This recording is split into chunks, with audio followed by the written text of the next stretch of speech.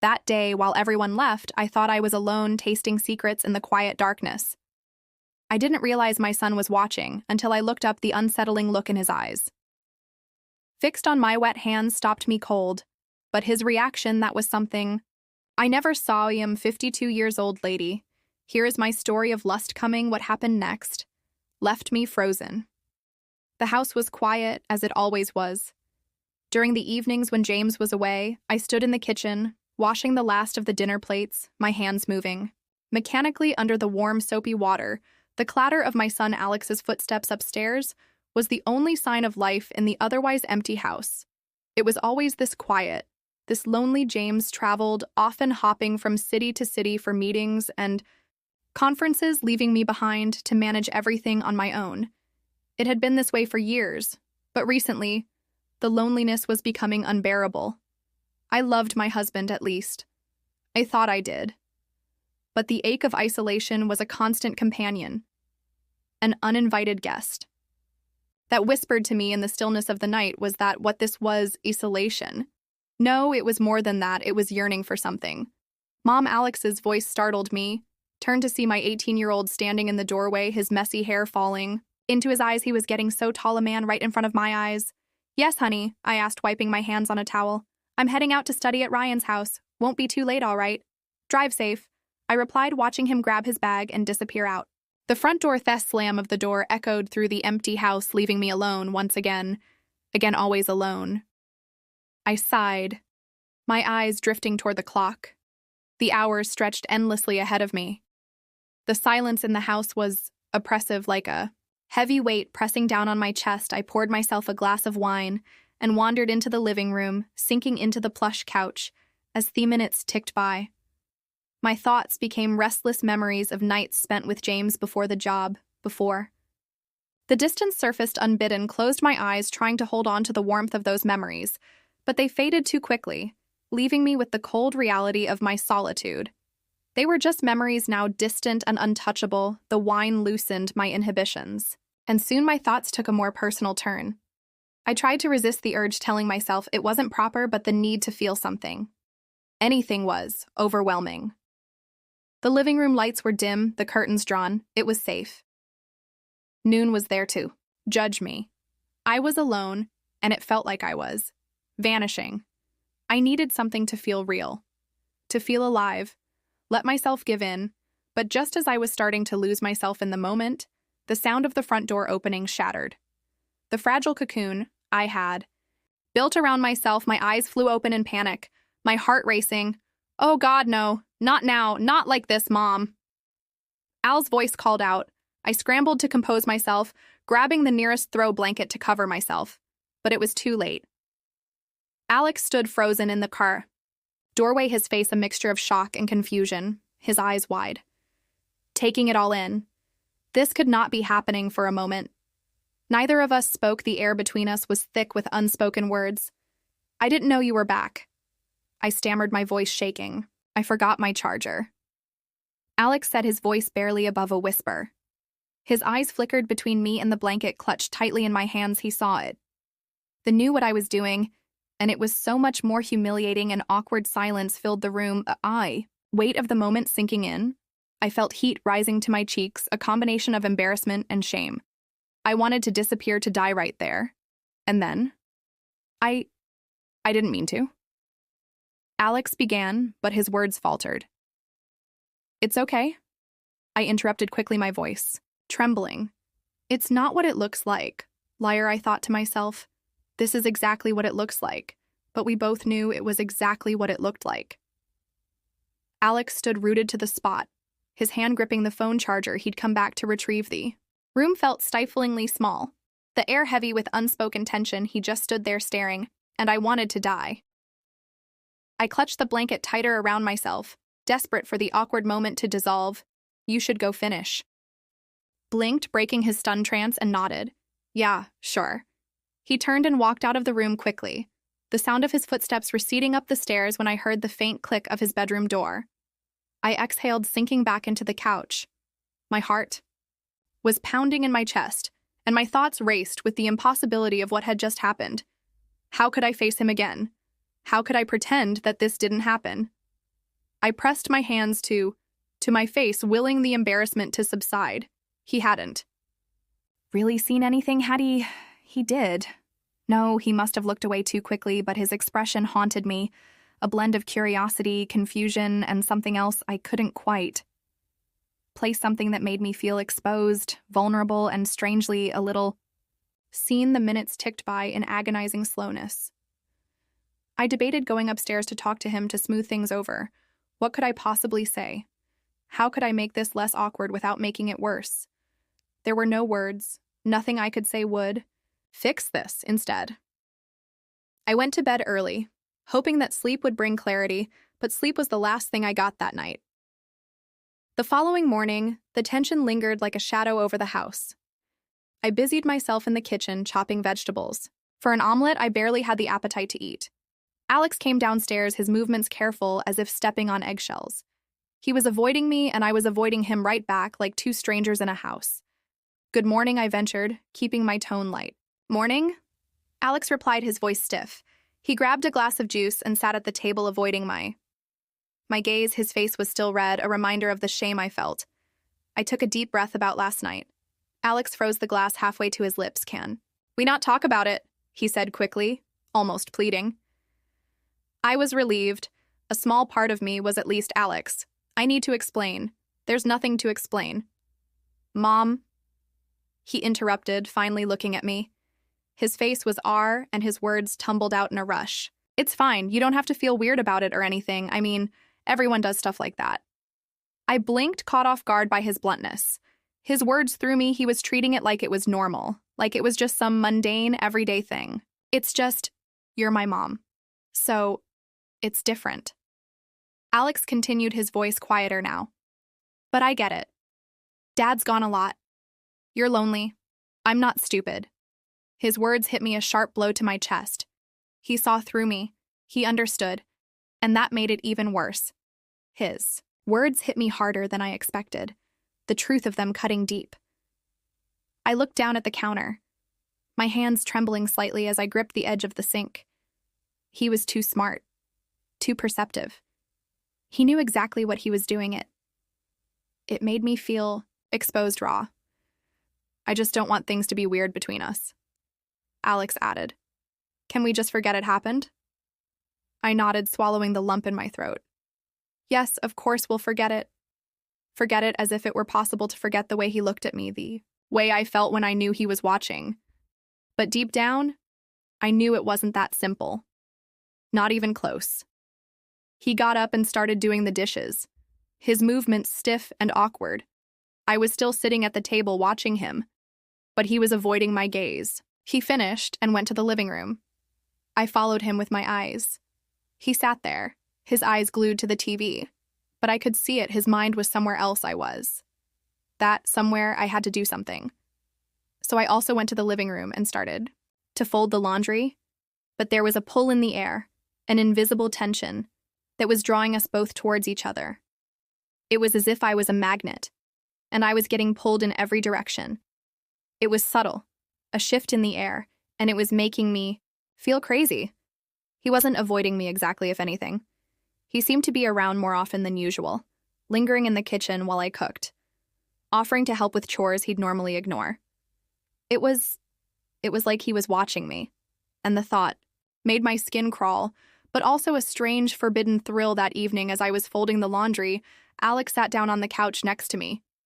He didn't say anything at first, just watched the TV playing softly in the background. He was so close, his presence, a constant reminder of what had happened and the possibilities that had opened up. "Need help?" he asked after a while. I glanced at him, surprised. "Since when do you volunteer for laundry duty?" I teased, trying to keep the mood light, trying to keep things normal, to push the tension away. He shrugged. "Just thought I'd keep you company." Smiled faintly, handing him a towel to fold. We worked in silence for a few minutes, the rhythm of our task oddly soothing. But then I felt his gaze on me, lingering a second, too long. His eyes, they were always on me, watching, studying. It was getting harder and harder to ignore it. "Is everything okay?" I asked, breaking the silence. My heart was pounding in my chest, and I was trying so hard to not show it. Yeah, Alex said, quickly looking away, but his ears turned red. A telltale sign that something was on his mind. He was trying to hide it, but he couldn't, just like me. Alex, if there's something you need to talk about, you can tell me. I said gently. I wanted him to say it, to admit it. But I also knew I shouldn't want that. He hesitated, his hands fumbling with the towel. It's nothing. Just I've been thinking about stuff. Forget it. His eyes. They were searching mine. It was like he was testing me, waiting to see if I'd say it first. Tilted my head. Studying him, there was a vulnerability in his expression that made my heart ache. Saw a longing in his eyes, something that mirrored my own, and it was terrifying. Reached out and placed a hand on his shoulder. My hand was trembling, but I didn't pull it away. You can talk to me, honey, I said softly. No matter what it is, I shouldn't have. It was like giving him the permission, a permission I didn't intend to give. Alex looked at me, his eyes searching mine as if trying to find the right words. But then he shook his head and stood up abruptly. Never mind, he muttered, I'm going to head to bed. His sudden departure was a relief and a disappointment all at the same time, and the tension was lingering like a constant gnawing ache. He was gone, but the feeling of his eyes on me still lingered. I could feel his presence, an invisible tension that was making my skin crawl, but also strangely making my heart race.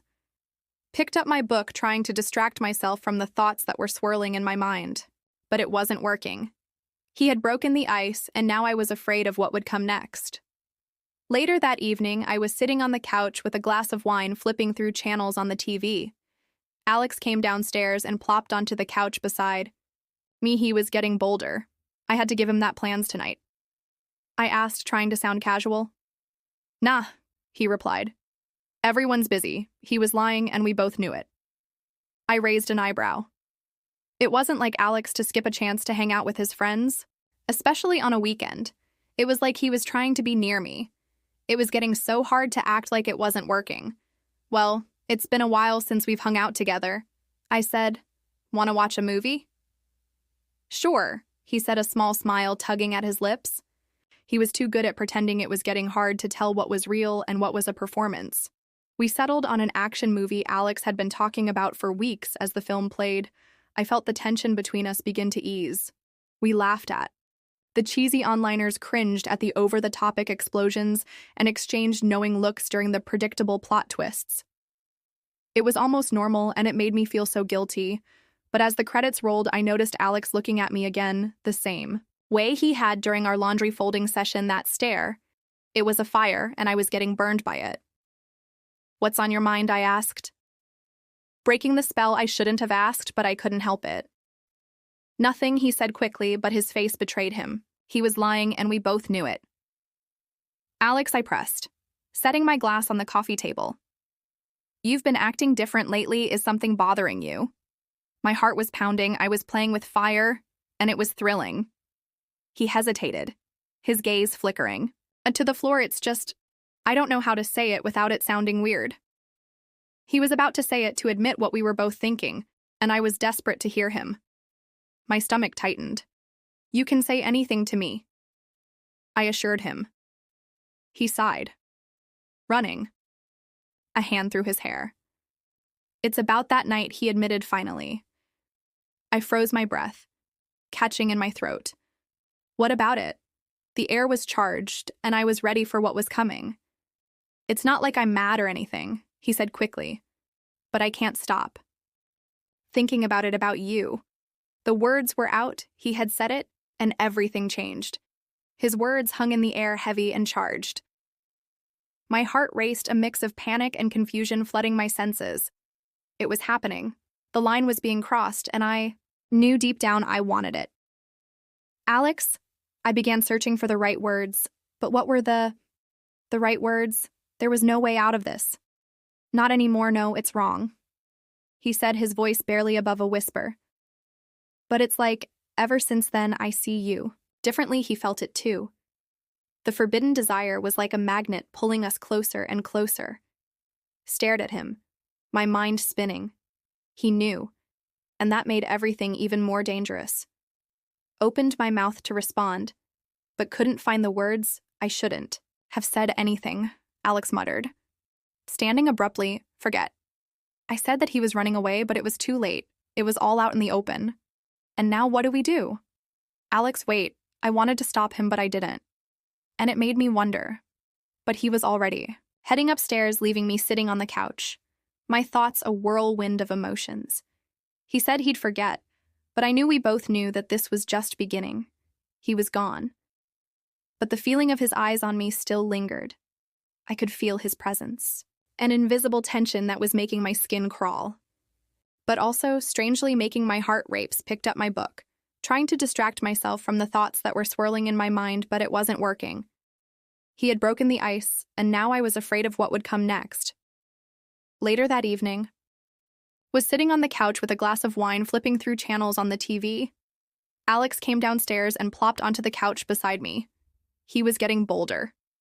I had to give him that plans tonight, I asked, trying to sound casual. Nah, he replied. Everyone's busy. He was lying, and we both knew it. I raised an eyebrow. It wasn't like Alex to skip a chance to hang out with his friends, especially on a weekend. It was like he was trying to be near me. It was getting so hard to act like it wasn't working well. It's been a while since we've hung out together. I said, want to watch a movie? Sure. He said, a small smile tugging at his lips. He was too good at pretending. It was getting hard to tell what was real and what was a performance. We settled on an action movie Alex had been talking about for weeks. As the film played, I felt the tension between us begin to ease. We laughed at the cheesy one-liners, cringed at the over-the-top explosions, and exchanged knowing looks during the predictable plot twists. It was almost normal, and it made me feel so guilty. But as the credits rolled, I noticed Alex looking at me again, the same way he had during our laundry folding session. That stare. It was a fire, and I was getting burned by it. What's on your mind? I asked, breaking the spell. I shouldn't have asked, but I couldn't help it. Nothing. He said quickly, but his face betrayed him. He was lying. And we both knew it, Alex. I pressed, setting my glass on the coffee table. You've been acting different. Lately, is something bothering you? My heart was pounding. I was playing with fire, and it was thrilling. He hesitated, his gaze flickering to the floor. It's just... I don't know how to say it without it sounding weird. He was about to say it, to admit what we were both thinking, and I was desperate to hear him. My stomach tightened. You can say anything to me, I assured him. He sighed, running a hand through his hair. It's about that night, he admitted finally. I froze, my breath catching in my throat. What about it? The air was charged, and I was ready for what was coming. It's not like I'm mad or anything, he said quickly, but I can't stop thinking about it, about you. The words were out, he had said it, and everything changed. His words hung in the air, heavy and charged. My heart raced, a mix of panic and confusion flooding my senses. It was happening. The line was being crossed, and I knew deep down I wanted it. Alex? I began searching for the right words. But what were the right words there? Was no way out of this, not anymore. No, it's wrong, he said, his voice barely above a whisper. But it's like, ever since then, I see you differently. He felt it too. The forbidden desire was like a magnet pulling us closer and closer. Stared at him, my mind spinning. He knew, and that made everything even more dangerous. Opened my mouth to respond, but couldn't find the words. I shouldn't have said anything, Alex muttered, standing abruptly. Forget. I said that he was running away. But it was too late. It was all out in the open. And now what do we do? Alex, wait. I wanted to stop him, but I didn't, and it made me wonder. But he was already heading upstairs, leaving me sitting on the couch. My thoughts a whirlwind of emotions. He said he'd forget, but I knew we both knew that this was just beginning. He was gone, but the feeling of his eyes on me still lingered. I could feel his presence, an invisible tension that was making my skin crawl, but also strangely making my heart race. I picked up my book, trying to distract myself from the thoughts that were swirling in my mind, but it wasn't working. He had broken the ice, and now I was afraid of what would come next. That night, sleep was elusive. I tossed and turned, his words echoing in my mind. Tempting me to give in to the desires I had been trying to suppress. The feeling was a mixture of discomfort and shame, but beneath it was a powerful pull, a longing for the forbidden. By morning, I decided it was time to confront him to put an end to this, or at least try to regain some kind of control. I found him in the backyard shooting hoops by himself. His movements were tense, his frustration palpable, almost a mirror to my own internal turmoil. "Can we talk?" I asked, leaning against the porch railing. He looked at me, his expression guarded, but nodded. I stepped closer, taking a deep breath. "What you said last night, I need you to know that it's okay to feel confused sometimes, but whatever you're feeling, it's not right." I needed to say it, to put it out there, to try and create some kind of barrier. "No," Alex said, bouncing the ball against the pavement. I didn't mean to make things weird. He was lying, I could tell, but a part of me wanted to believe him, wanted to believe that. "This could just disappear, you didn't," I lied, my voice soft. "But we need to move past this. You're my son, Alex. That's the most important thing. Nothing can change." That I was trying to convince myself as much as him. But the truth was, everything had already changed.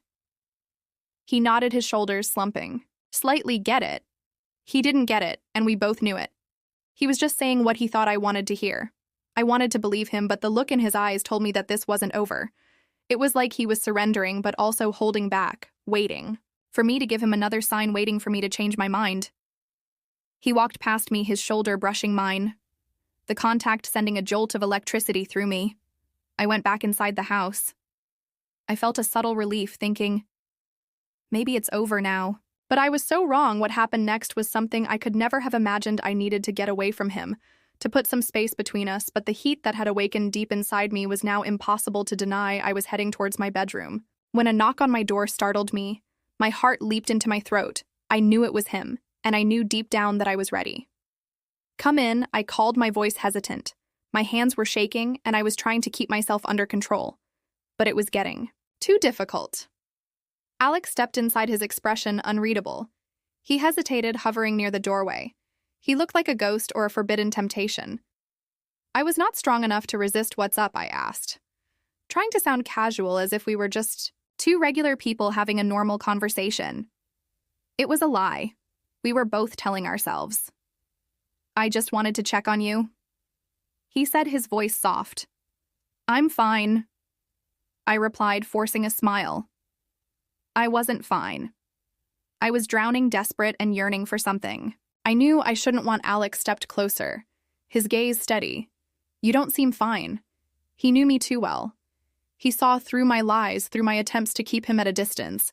I felt my pulse quicken. "I've just been busy," I said, standing and moving toward the window to create some distance, but I was only running away from myself, from the truth that was staring me in the face. "You've been avoiding me," Alex said bluntly. He knew, he always knew, he had figured it out, and he was waiting for me to admit it. I turned to face him, my stomach knotting. "That's not true," I said, though. The words felt hollow even to my own ears. I sounded pathetic. "It is?" Alex insisted, his voice tinged with frustration.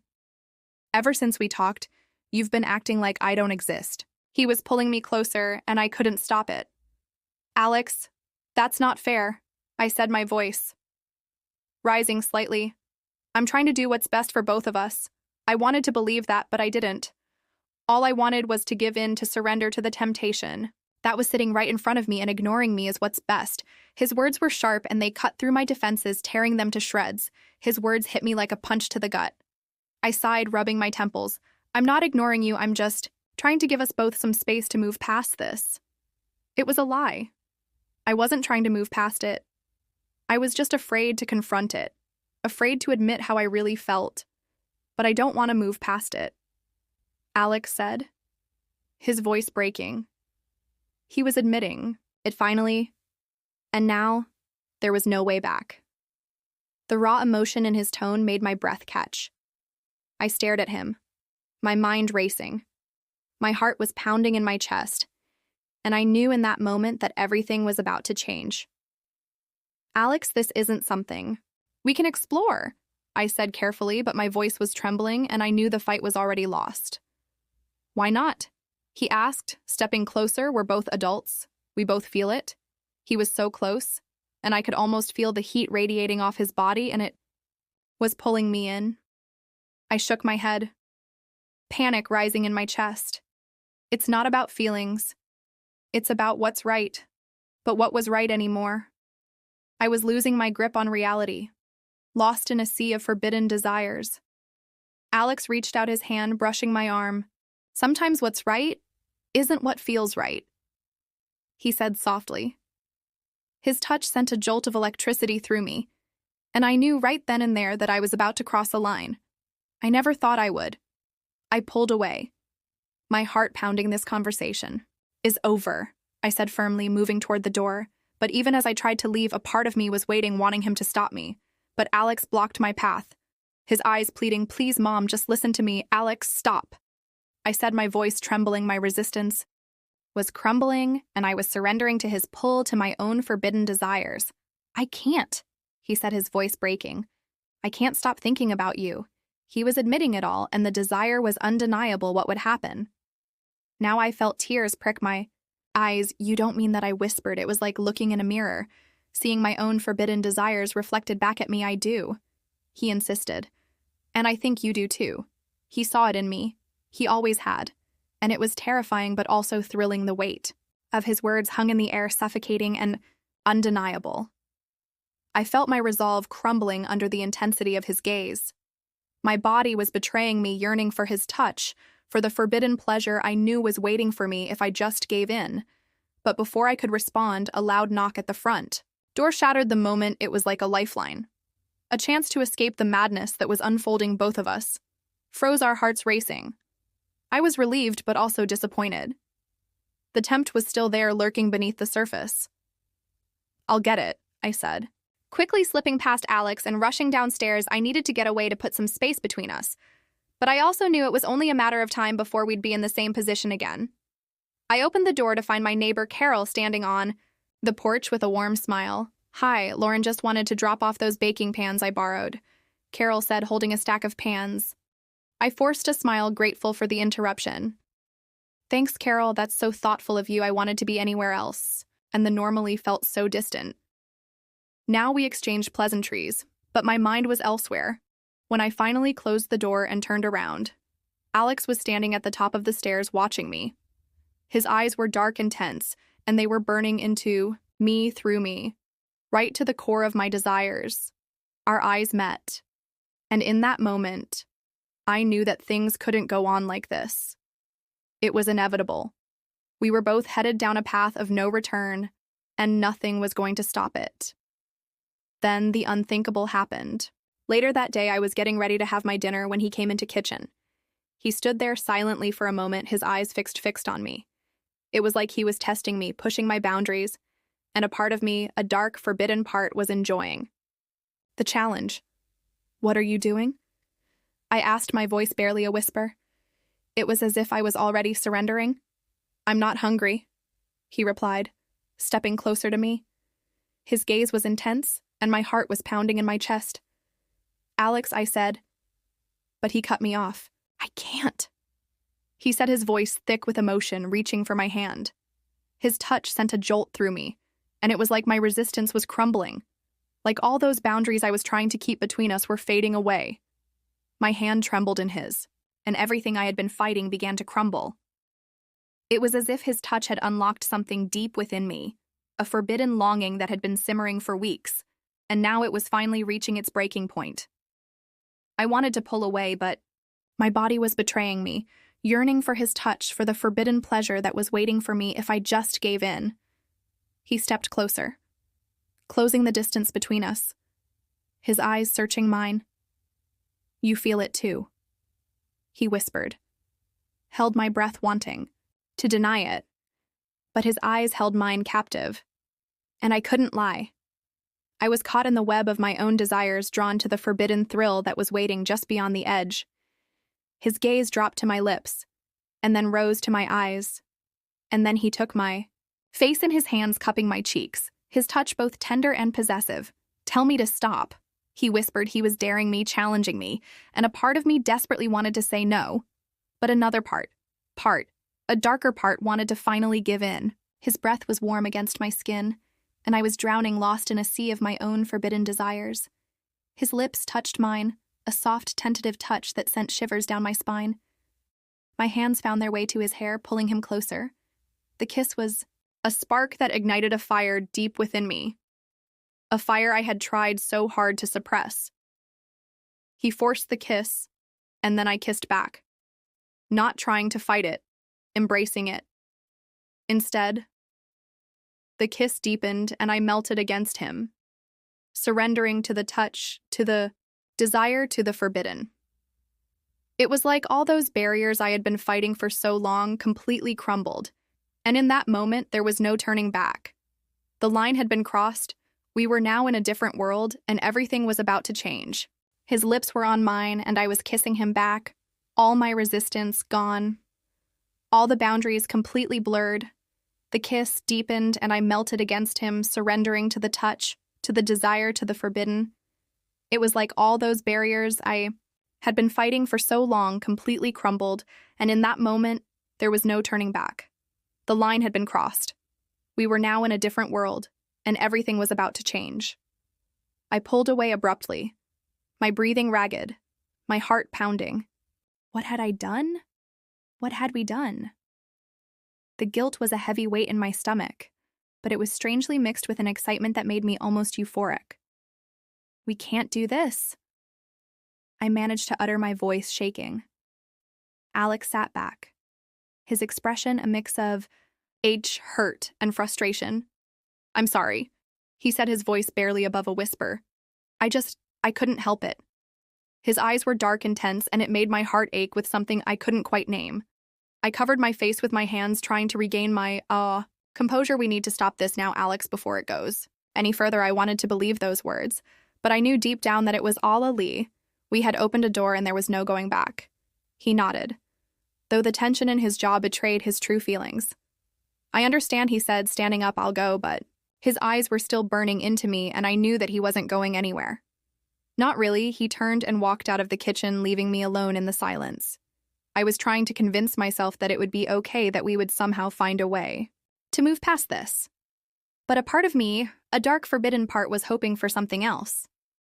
The house was eerily quiet. I sat at the kitchen table, staring at my untouched cup of coffee. The events of the night before played on a loop in my mind, a mix of passion and regret that I couldn't untangle. I was drowning in it, lost in a sea of forbidden emotions. The guilt was still there, but it was overshadowed by a sense of something else, something I couldn't quite define. I wanted to go to my room to escape from this house, from this tension, and all the confusing thoughts that were spiraling in my mind. But I couldn't move. My mind was hazy, and my body was aching, remembering his touch, his kiss, and the thrill of giving into the forbidden desire. I spent the rest of the evening like that, lost in a trance, replaying every single moment, every single touch, trying to grasp what I had just done. To understand, what did it mean? What would happen now? And why did I allow it to happen? I couldn't deny it. Not anymore. I wanted him. And that was that I was addicted to the thrill, to the danger, to the forbidden. And now there was no turning back. I had crossed a line I never thought I would approach, and the consequences were about to unfold. The best part was yet to come. Later that night, I was lying awake in bed. My mind was racing, trying to make sense of it all. The guilt was there, a constant ache in the pit of my stomach, but it was intertwined with something else, something forbidden, something exciting. Knew deep down that it wasn't going to stop. Not now, not ever. The forbidden had awoken, and there was no going back. It was the only feeling I could grasp, and with that I closed my eyes, embracing what had happened and anticipating what was to come. I closed my eyes, embracing the forbidden desire that had awakened within me, but the silence that surrounded me was too loud, too deafening. It was as if the house itself was holding its breath, waiting for what would come next. I tried to sleep, but my body was tingling, and my mind was racing, replaying the kiss, the touch, the way he'd made me feel. And that was when I finally realized that sleep was the last thing I was after. I got up and went to the window, looking at the dark outside. The world was silent, but my head was buzzing with forbidden thoughts, with the desires I had tried to deny for so long. And I knew that what had happened earlier was not just a moment of weakness.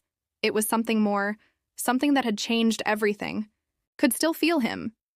His presence, his touch, the way he had looked at me burning into my mind.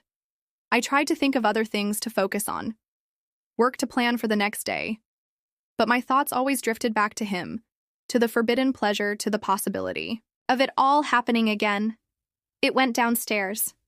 The house was still, and I could hear the soft ticking of the clock in the living room. It was as if the house was holding its breath, waiting to see what we would do next.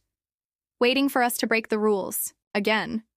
And something about the anticipation made my heart flutter, and a strange thrill pulsed through me. Stood there in the darkness, replaying the moments that I had tried so hard to ignore, embracing the darkness within me, finally and fully and ready to accept whatever might be coming. I went to the kitchen to prepare a drink, but as I was getting the water from the fridge, the hairs on my neck rose, and I knew I was not alone. Turned around and saw Alex standing in the doorway, his eyes dark, intense. A mixture of longing and a twisted desire. Mirroring my own, he didn't say a word. He didn't need to. Both knew he moved slowly toward me, and I didn't move. I wanted to run to tell him to stop, to try and find what was left of my old life. But a part of me, the forbidden part, was urging me to just embrace it, to just give in to this twisted longing and see where it will lead. He reached out and took my hand, his fingers intertwining with mine, the contact sending a shiver down my spine.